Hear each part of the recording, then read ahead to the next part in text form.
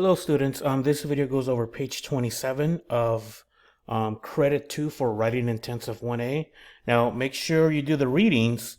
The readings go as far back as page 21.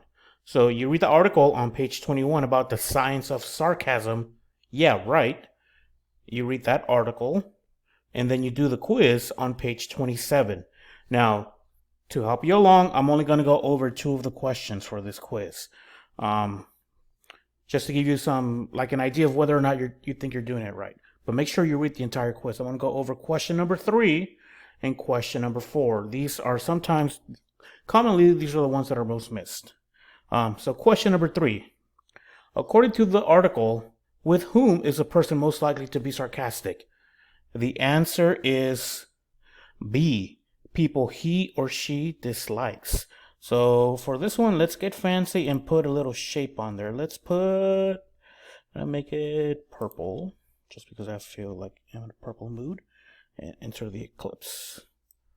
And right there. Now, if it's not perfectly in where you like it, always hit the select button, scroll over it, click it, and you can move it over. Let's see, where is it? Right there. We'll move that over. Right there. Oops. Comma. There we go. There we go. Right there. It's a little bit difficult, but yeah. So now we know the answer is B. People he or she dislikes. All right, number 4. Let's go back to my shapes. The studies of children who understand sarcasm indicate that this ability is... The answer is C, develop slowly. So developing sarcasm does take time. Some comedians are really great at using sarcasm, and some people are really awful at understanding sarcasm.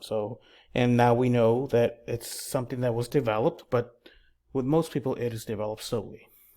So that's it for this video, and I hope it helps. Make sure you answer questions 1, 2, and 5. That's it. Hope you have a good day.